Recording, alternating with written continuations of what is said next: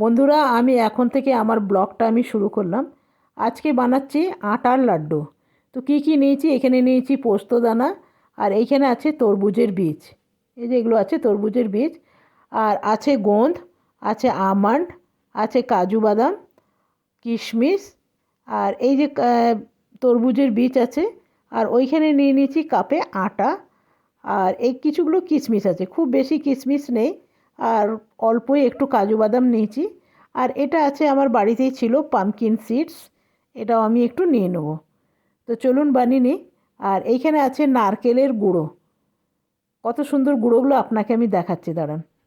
খুব সুন্দর, আজকাল কেনাই পাওয়া যায়। তো এই যে, তো এই শীতে না দু একবার বানানো হয়ে গেছে, দেখুন কি সুন্দর দেখতে। এই শীতে দু একবার বানানো হয়ে গেছে, তো আরেকবার বানিয়ে দিচ্ছি। কালকে ঋষি বেরিয়ে যাবে, ঋষি থাকে কলকাতায়। তো ভাবছি ঋষিকে একটু আটার লাড্ডু বানিয়ে দিই, তাহলে ওর যখন খেতে মন যাবে না, কখনো খিদে টিদে পেলে, তখন একটা খেলেই কিন্তু পেটটা ভরা থাকে। যেহেতু এতগুলো ড্রাই ফ্রুটস আছে, আটা আছে, তো সেহেতু এটা উপকারীও বলতে পারেন, আর পেটটাও ভরা থাকে। তো ঋষিও খুব পছন্দ করে, তো সেই জন্য আজকে বানাতে বসলাম। তো চলুন এগুলো শুরু করি। প্রথমে ভেজে নেবো আমি। দিয়ে দেবো পোস্তদানা। পোস্তদানাটা প্রথমে শুকনো খোলাতে ভেজে নেব, এরপরে যতগুলো ভাজা হবে সব ঘিয়ে। তো এটা বেশ অনেকক্ষণ ধরে ভাজছি, আমার ভাজা হয়ে গেছে। এরপরে আমি নামিয়ে নেবো। এটা ভাজতে প্রায় 2 মিনিট সময় লাগলো। এরপরে দিয়ে দেবো ঘি, এরপরে দিয়ে দেবো কাজু বাদাম। সবগুলোই কিন্তু আপনি পছন্দ মতন দিতে পারেন, কোনোটা বাড়াতেও পারবেন, আবার কোনোটা কমাতেও পারবেন। তো এই লাড্ডুটা এই শীতে আমার ঘরে অনেকবার হয়ে গেছে, প্রায় 4 থেকে 5বার। যখনই বানাই না, মানে আজকে বানালাম কালকে শেষ। তো এইগুলো ঋষি নিয়ে যাবে, তো সেই জন্য একটু বেশি করেই বানাচ্ছি, যাতে একটু বেশি দিন চলে।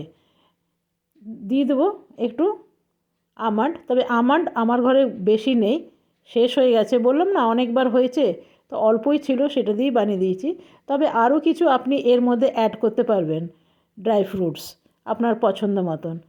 এরপরে দিয়ে দিলাম কিশমিশ। কিশমিশগুলো অল্প ভেজে নেবো, কিশমিশ খুব তাড়াতাড়ি ভাজা হয়ে যায়। এটা মানে কড়াই দেওয়ার সাথে সাথে এটা ভাজা হয়ে যায়। এটা আমার হয়ে গেল, এটা উপরে নামিয়ে নেব। এটা বানিয়ে দেখবেন, ভীষণ ভালো হয়। আবার যদি আপনার বাড়িতে ছোট বাচ্চা থাকে, তা বাচ্চাদের স্কুলে 2টো করে টিফিন দিলেই কিন্তু পেট ভরে যাবে, যেহেতু এখানে আটা থাকে। এরপরে আরেকটু আমি ঘি দিয়ে দেবো। এরপরে ভেজে নেব এগুলো গোঁদ। এই গোঁদগুলো যে কোনো মলে আপনি পেয়ে যাবেন। এগুলো যখন ভাজা হয় না, দেখবেন সাবুদানার মতন ফুলে ওঠে। এই গোঁদটা কিন্তু অবশ্যই দিতে হবে। তো দেখুন এটা আমার ভাজা হয়ে গেল, এটা আমি নামিয়ে নেব। এরপরে দিয়ে দেবো আমি একটু ঘি, এরপরে দিয়ে দেবো পামকিন সিডসগুলো। তবে এটা আমার বাড়িতে ছিল, এটা না থাকলেও কিন্তু কোনো অসুবিধা নেই, যেহেতু এবার অনেকবার বানিয়েছি না, সেহেতু এইগুলো আমার বাড়িতে ছিলই। তো এই শীতে বানিয়ে এগুলো সবকটা শেষ করে দেবো। শীতের মধ্যেই খেতে কিন্তু এগুলো বেশি ভাল লাগে, ঘি টি দেওয়া। গরমকালে তো ঘি দেওয়া জিনিস খেতেই তো গা গুলায়। এরপরে তরমুজের যে বীজগুলো আছে সেগুলোও ভেজে নিলাম। এরপরে দিয়ে দেবো যে নারকেলটা আপনাকে দেখালাম, সেই নারকেলটা। তবে নারকেল খুব তাড়াতাড়ি ভাজা হয়ে যায়, দেখছেন দেওয়ার সাথে সাথে কিন্তু লাল হয়ে গেল। একটু নেড়ে চেড়ে এটা ফেরে নামিয়ে নেব। তো এটা ভাজা হয়ে গেছে, এটা কড়াই ধরেই নামিয়ে নেব। এরপরে কড়াইটা একটুখানি শুকনো কাপড় দিয়ে একটু ঝেড়ে নিলাম, পরিষ্কার হয়ে গেল। এরপরে দিয়ে দেবো সামান্য ঘি। এরপরে আটাটা ভেজে নেব। আটাটা যতক্ষণ না লাল হয় ততক্ষণ আপনাকে ভেজে যেতে হবে।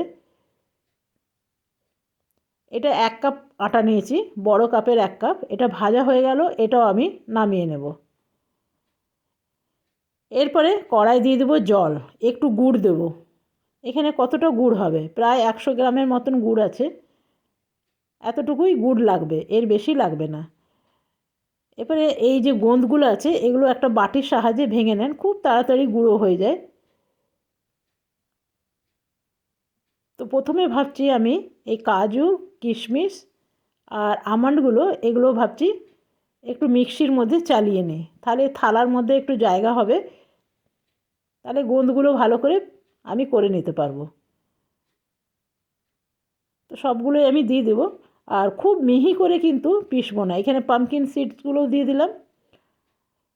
তো ওগুলো আমার হয়ে গেছে, আপনাকে আমি দেখাচ্ছি। আর এইগুলো আমার গুঁড়ো হয়ে গেল।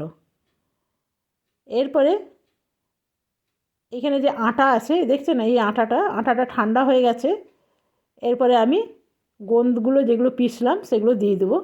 এরপরে এখানে নারকেলটা আছে, নারকেলটা আমি পিসলাম না, নারকেলটা পিসলে ভালো হবে না, এটা এইভাবেই দিয়ে দেবো। এখন খুব সুবিধা হয়েছে জানেন, বাজারে এসব কিনতে পাওয়া যায়, তো আপনার বাড়িতে না করলেও চলে যাবে। এই যে দেখছেন এইগুলো, এই যে দেখুন এই রকম দানা দানা থাকতে লাগবে। মিক্সির মধ্যে আমি একটু অল্প ঘুরিয়ে নিয়েছিলাম। এরপরে কিছুগুলো কিশমিশ এমনি গোটা আমি না ভেজে এগুলো দেব, তাহলে ভাল লাগবে। চলুন দেখা যাক। গুড়টা আমি অফ করে দিয়েছিলাম, গুড়টা কোনো আঠা করার নেই, জলের মধ্যে একটু ঘুলে নিলেই কিন্তু হয়ে যাবে। এটা এরপরে আমি এর মধ্যে দিয়ে দেবো। গুড়টা অবশ্যই ঠান্ডা হতে হবে। সবটাই আমি দিয়ে দিলাম। এরপরে হাতে করে এগুলো ভালো করে মিলিয়ে নেব। সব কটাই ঠান্ডা হয়ে গেছে। এরপরে আমি লাড্ডুর মতন করে পাকিয়ে নেব। আর কিছুটা আমি পোস্তদানা রেখে দিয়েছিলাম, এই যে, তো পোস্তদানার মধ্যে একটু হালকা এমনি লাগিয়ে দেবো, তাহলে উপর থেকে দেখতে বেশ ভালোই লাগে আর খেতেও ভালো লাগে, যখন মুখে পড়বে না দারুণ লাগে। এই থালার মধ্যেই আমি রেখে নেব। তবে খুব বেশি হবে বলে মনে হচ্ছে না, মনে হচ্ছে 2 কাপ বানালে ভালো হতো, কিন্তু ড্রাই ফ্রুটস আমার কম ছিল তো ওই জন্য অল্পই বানালাম। আর এসির এগুলো নিয়ে যাবে, আমরা যখন তখন গেলে এগুলো বানিয়ে নিয়ে যাই। তবে কিছুদিন চলবে এটাই শান্তি। তবে ছেলেটা অনেক দিন ছিল, এরপরে চলে যাবে, মনটা খারাপ লাগছে। এই যে দেখছেন কী সুন্দর এগুলো বেরি আছে, বেশ ভালো লাগছে, কিশমিশ আছে, কাজু আছে, তা বেশ আমার অনেক কটা হয়ে গেল। তো চলুন ওর টিফিনে ভরে দিলাম। আর আমাদের জন্য দুখানা রেখেছি, ওর টিফিন বক্সে আমি ভরে নিয়েছি। এই যে এইটা টিফিন বক্স, এখানে ভরা আছে, এই যে এখানে আছে, এখানেও আছে, এরকম 2টো টিফিন বক্স আছে, তো নিয়ে যাবে। আর এই যে তেজপাতা, এই তেজপাতাগুলো ছাড়ানো হয়ে গেছে, এগুলো ওপরে প্লাস্টিকে রাখতে হবে। তো চলুন এগুলো প্লাস্টিকে রেখে দিই। আর এগুলো হলো মেথি শাক।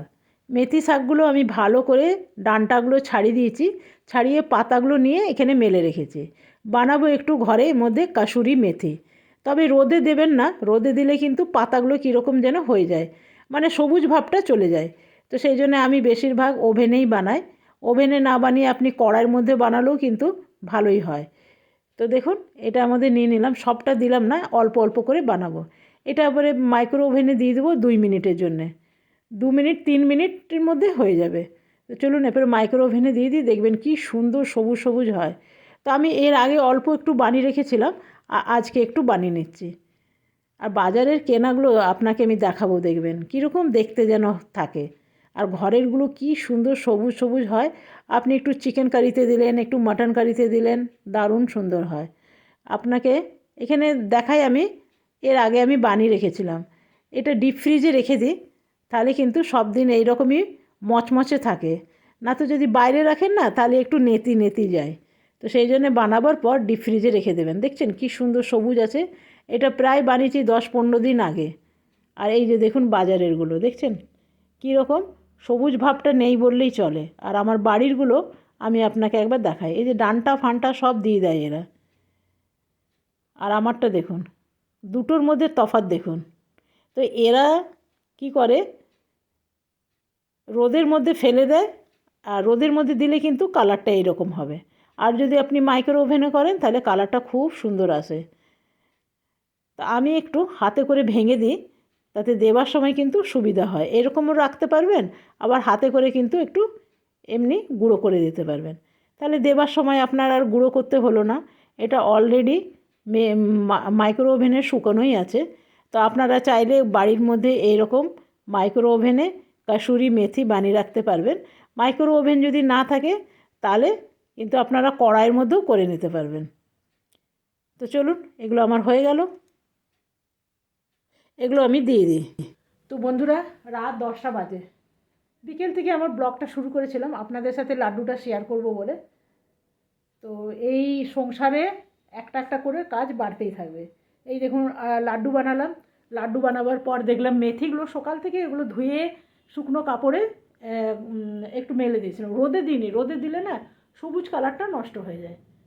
আর ঋষি নিয়ে যাবে লাড্ডু, তো সেই জন্য একটু দিয়ে দিলাম, বললো মা একটা খেলেই পেট ভরে যায়, তো সেই জন্য একটু বানালাম। আর এই যে এখানে এখানে ঋষির জামাগুলো সব, সোয়েটার জামা এগুলো সব প্যাক করা আছে, এখানে আছে ল্যাপটপের ব্যাগ, তো এগুলো জমা করে রেখেছে, এবারে বাক্সে ভরে নেবে।